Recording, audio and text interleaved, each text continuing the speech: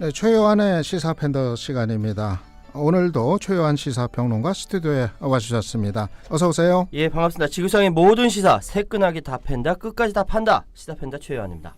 벌써 금요일이에요. 예, 최평론가 최평론가 같이 하신지 이제 한 주일 지난 거죠? 그렇죠. 뭐 이러저러하게 우리 청취자 여러분을 위해서 맞춤형 뉴스를 오전에 이렇게 들려드리려고 하는데 제대로 전달이 됐는지 모르겠습니다만 그럼에도 불구하고 앞으로도 계속 열심히 달려보도록 하겠습니다. 예. 아까 말씀하셨죠. 저기 온열 환자 조심하시라고. 예. 관련이 있어요?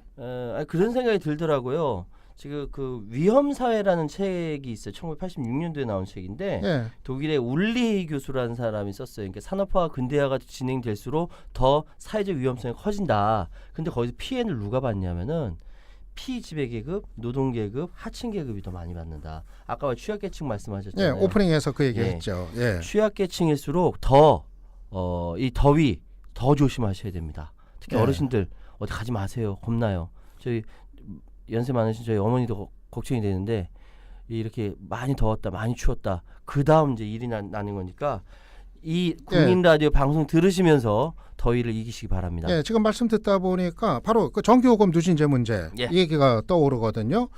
대통령 지지율이 이 누진제 때문에 떨어졌다. 이런 얘기까지 나올 정도로 아주 핫 이슈가 되고 있는데 먼저 이 가정용 전기요금에 누진제가 왜 생겨난 거였죠? 참 이거 생각하면 참 기가 막혀요. 자, 1973년, 74년에 오일 쇼크라는 게 있었습니다. 석유파동. 그때 에너지 절약을 유도하기 위해서 도입된 것이 가정용 전기요금 누진제입니다. 유신 시대였잖아요. 국가가 이렇게 해라, 찍소리 못하고 해야만 했던 그런 시대였어요. 전력 수급이 불안정했기 때문에 가정용 전기요금 누진제를 도입했는데 그것이 45년째 계속 명목을 이어오고 있는 겁니다. 역사가 꽤 오래됐네요. 굉장히 오래됐죠. 사실은 맨 처음 시작됐을 때 누진제가 일단 차이가 최저에서 최고까지 1.6배밖에 차이가 안 났었대요. 그다음 지나고 나서 79년도에는 20배 차이도 나고요. 하여튼 지난 2016년까지 11.7배가 났었습니다. 말이 안 되는 거예요. 근데 이제 그때 하도 난리치지 3배로 줄인 겁니다. 그럼에도 불구하고 왜 주택용만 누진제가 적용돼야 하느냐? 주택용은 쓸수록 요율이 가파르게 오르는 누진제가 적용되는데 이게 여름과 겨울은 대부분 요금폭탄 맞는 구조지 않습니까? 그래서 2016년에는 전기요금 부당이득 반환 청구 소송까지 벌어졌어요. 아직도 이래도 이제 문제가 많다라는 것이죠. 이거는 산업용 전기는 주택용보다 3배나 쌉니다. 주택용이 산업용보다 3배나 비싸요. 산업용에서 구멍을 주택용에서 메우는 거예요. 그러니까 이 말이 안 되죠, 이게. 그동안에 이 누진제 폐지하자 이 여론은 계속 이어져 왔던 것 같아요. 예, 맞습니다. 그래서 이번에 워낙 찌는 폭염이 계속이 되니까 이 누진제 완화 방안 정부가 내놓긴 내놓았는데 그런데 별로 그렇게 반응은 신통치 않은 것 같아요. 그렇습니다. 이게 왜냐하면은 조삼모사라는 이야기도 있고요. 언발의 오줌누기다라는 이야기도 있습니다. 제가 왜 그런지 간략하게 설명드릴게요. 원래는 지금 1구간, 2구간, 3구간을 바꿨어요. 2016년에 체계를 바꿨는데 1구간, 2구간의 사람들이 많이 사용합니다. 마음 놓고 전기 사용하는 사람은 3구간 500kWc 초과를 사용하는 사람들은 돈 많으니까 에어컨이고 빵빵하게 트는 거죠. 그런데 1구간, 2구간의 사람들이 많으니까 거기에 100kWc씩 이게 늘려준 거예요. 그저 늘려줬을 뿐입니다. 그렇다고 해서 요금 폭탄 안 맞냐? 아니에요. 요금 폭탄 맞아요. 대한민국의 4인 기준으로 350kW를 사용합니다. 보통. 근데 1구간이 원래 0에서 200이고 100kWc를 늘려서 0에서 300까지 늘려놓고 300으로 늘린 거고요. 2구간이 201에서 400인데 100kW 늘려서 300에서 500으로 늘려놓은 거예요. 그럼 350에서 100을 늘리면은 450이니까 그 안에 들어가 좀 싸겠다라고 생각하지만 천만의 만부당한 이야기입니다. 그러면 가구당은 한 어느 정도 부담이 줄어드는 거예요? 대략 다 다르지만 대략 19.5%, 약 20% 정도 싸진다라고 얘기합니다. 예. 그 금액으로 환산하면요. 가장 많이 할인되는 부분이 얼마냐면은 27,780원이에요. 그러니까 500kW 넘어가서도 27,780원이 가장 많이 할인이 되는 거고 예. 그 밑에도 마찬가지고요. 자, 요금이 이제 에어컨을 많이 써서 전기 요금이 한 10만 원 나왔다 봅시다. 예. 그러면 27,780원 이거 할인되면 되게 크게 할인되는 거예요. 예. 그런데 요금 폭탄만 해서 한 30만 원에서 40만 원 받았는데 할인을 27,780원 받는다고 생각해 보세요. 예. 이게 할인 이게 할인입니까? 그것도 아니잖아요. 예. 실제로 가정용 에어컨 한 달 동안 그냥 빵빵 틀면 한 어느 정도 나와요? 몇십만 원 나와요. 예? 진짜 실제 몇십만 원 나와요. 실제 예, 몇십만 원 몇십만 나와요? 나와요. 저는 그렇게 켜본 적이 없어가지고.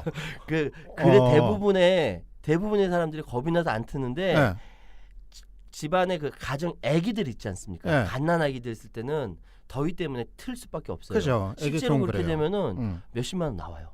진짜 몇십만 원 근데 나오는구나. 요즘 나온 5년 이내로 나오는 그 예. 5년 이내에 구입한 에어컨은 초절전 이것이 잘 되어 있기 때문에 예. 덜 나오는데 어. 그 이전에 구입했던 것들은 정말 몇십만 원 나와요. 그러니까 몇십만 원 나오면 2만 얼마 부담 주는 게 27,780원. 예. 진짜 엄발에 오줌 드는 엄발에 오줌 거네요. 드기죠. 예.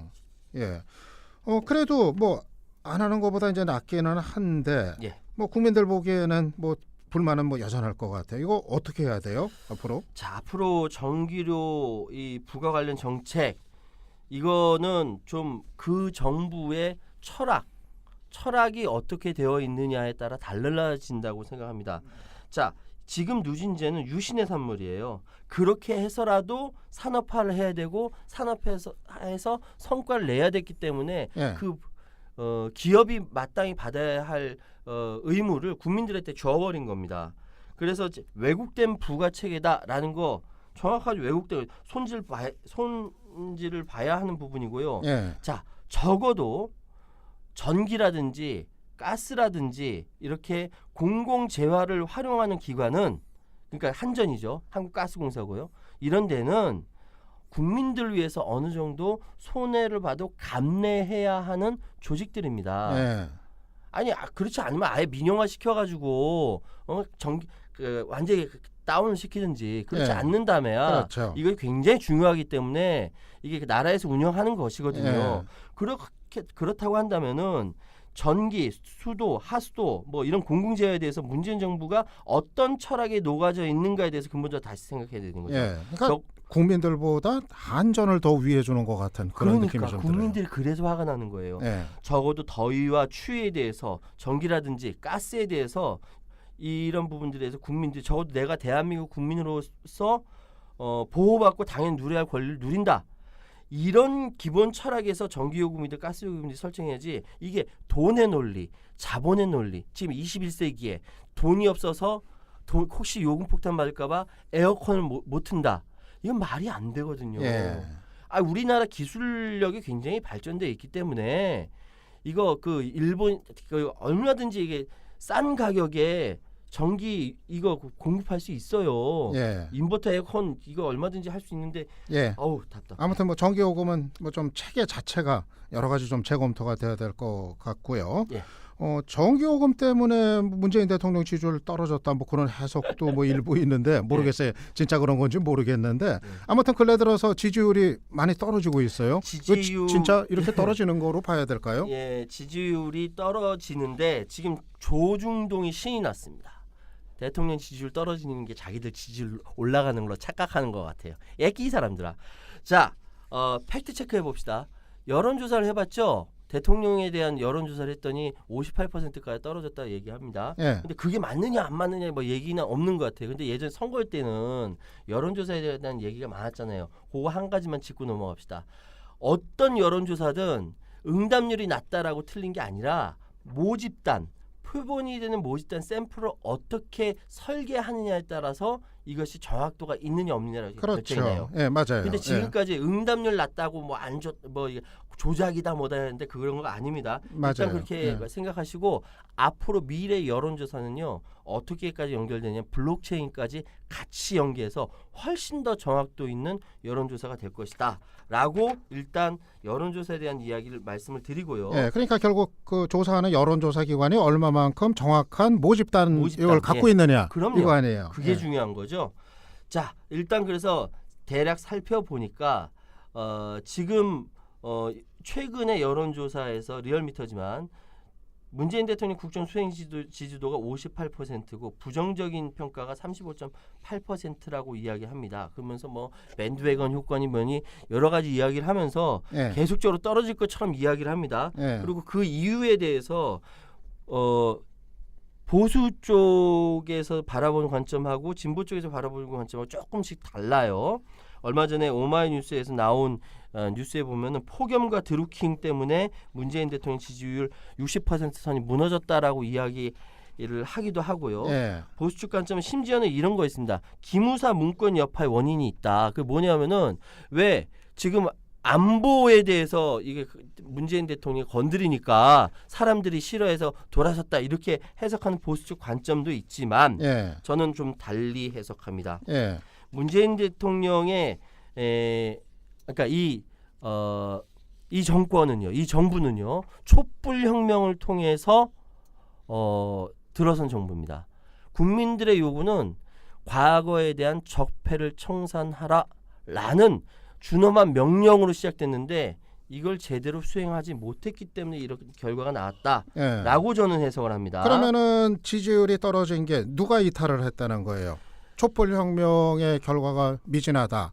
그러면은 진보층이 이탈을 했다는 건가요? 진보층이 이탈 많이 했죠. 특히 진보층이 이탈하는 과정에서 문제되는 부분이 있습니다. 뭐냐면은 얼마 전에 박원석 그 전 의원이 정의당이죠. 노회찬 의원 그 빈소에 가서 청와대 고위 관계자를 만났다라고 하면서 페이스북에 글을 올린 게 있습니다. 그러면서 어떤 이야기를 했냐면은 청와대와 정부 내 갈등이 있다라고 이렇게 이야기를 해요. 대통령 말도 안 듣는다. 조직적인 저항에 들어간 것 같다. 자료도 안 내놓는다라고 청와대 고위 관계자가 이야기했다. 정말 위험한 것 같다라고 이야기했는데 이 청와대 고위 관계자를 장하성 정책실장으로 찍었어요, 사람들이. 근데 청와대는 부랴부랴 부정을 했죠. 그러나 이거 굉장히 중요한 겁니다. 실제로 대한민국의 관료 권력들이 복지부동하고 문재인 정부의 개혁에 반기를 들고 있는 것만은 사실인 것 같습니다. 그러니까 저 얘기인가요? 문재인 정부의 경제 정책이 진보적이지를 않아서 지금 지지율이 떨어진다. 쉽게 얘기하면 경제 그런가요? 정책뿐만 아니라 모든 정책이 다 그렇습니다. 모든 정책이 다 그래요. 그러면은 지금 최평론가 그렇게 해석을 하셨는데 반대 의견도 또 있을 수 있을 것 같아요. 지금 지지율 떨어지는 게 최저임금 인상. 그래가지고 중소상공인이나 뭐 영세 자영업자들 이쪽이 뭐 지금 뚜렷하게 이탈을 했다. 그래서 그 타격을 입은 거다. 그런 해석도 있는데. 그런 해석도 있죠. 양립을 할 수 있을까요? 양립할 수 있죠. 왜냐하면은 정확하게 이야기하면요. 현재의 최저임금 관련된 논란의 축은 맨 처음 프레임을 그렇게 짰기 때문에 보이는 것뿐이지 실제로 중소상공인들의 문제점 봤을 때 사람들 느끼는 거, 즉 대기업 갑과 을의 싸움에서 갑에 대한 횡포를 저지해야 함에도 불구하고 을과 병의 싸움 구조로 만들어버린 것이 더 크다라고 이야기하는 사람들 많거든요. 프레임 자체는 이제 그런데 그렇게 돼 있기 때문에 지금 상황에서 명확하게 지금 대기업이 그러니까 갑이 웃고 있는 상황을 문재인 정부가 제대로 제어하지 못했다는 불만의 목소리가 커요. 이 부분에 대해서 건드려야 되는데 이 부분을 건드리지 않습니다. 누가? 관료가요. 관료 권력이. 제 기재부라고 한다면 못 피하고 교육부도 마찬가지고 문체부도 마찬가지고 관료 권력이 지금 계속적으로 조직적인 저항을 한다라는 그 이야기를 박원석 전 의원이 페이스북에 쓴 거예요. 저는 그래서 확실하게 문재인 정부가 문재인 대통령의 국정 수행 지지도가 올라갔었을 때는 확실한 성과가 있었을 때였는데 그때 복지부동에 있었고요. 가면 갈수록 공무원 사회 즉 관료 권력들이 복지부동하면서 말을 안 듣는 거죠. 그것이 계속 이어지고 있다라고 생각하고 확실한 개혁 정책으로 가게 될 때 저는 오히려 지지율이 높아질 것이다라고 생각합니다. 예. 근데 이제 저는 좀 체감하는 게 예. 양쪽에서 불만이 다 있는 것 같아요. 아이고. 지금 최평로가 얘기하신 것처럼 진보 쪽에서는 지금 그런 맥락에서 불만들을 갖고 예. 있고, 근데 제가 동네 빵집 가 보니까는 거기 또 주인 아저씨가 뭐라고 또 욕을 막 해요. 그럼요. 너무 힘들게 만든다. 그렇죠. 그러니까 예. 이게 그쪽은 또 진보라서 또 불만 갖는 건 또 아니고 반대 경우니까. 근데 이런 것들이 더 걱정되는 것은 예. 지지율이 하락하게 되면서 청와대라든 정부의 내부 갈등이 심각해지고 도리어 지지층까지 반발하게 되면은 참여 정부 시절에 있었던 반복이 될 수 있다라는 거죠. 예. 이런 부분들에 아무튼, 대해서는 제가 좀 더 예. 나중에 근거를 가지고 더 예. 말씀을 드리도록 하겠습니다. 예. 이게 뭐 쉽게 결론 내릴 문제가 아니니까 예. 앞으로 좀 우리가 좀 더 얘기를 뭐 계속 또 이어나가는 거로 그렇게 이제 하죠. 예. 그리고 뭐 시간 지금 다 찼죠. 예. 오늘 뭐 우리가 여러 가지 얘기를 하다 보니까 그럼 제가 벌써 시간 다 다음에 됐어요. 예고해 드릴게요. 예. 다음에는 은산 분리 완화 이거 대통령 선거 공약 위반이다 아니다 말이 많은데 예. 은산 분리란 과연 무엇이고 예. 은산 분리가 뭔지만 은행 자본과 예. 산업 자본을 분리한다라는 것이죠. 그렇죠? 예. 예. 이 부분에 대해서 다음에 예시까지 해가지고 정확하게 예. 다시 한번 우리 청취자 여러분께 아주 쉽게 예. 아주 쉽게 제가 설명해드리도록 예. 하겠습니다. 오늘은 예고편만 내보내드리고 예. 이건 이제 다음을 기약을 하겠습니다. 예. 오늘 최요한 시사평론가 함께했습니다. 예, 주말 잘 보내시고요. 예, 여러분 사랑해요. 예, 감사합니다.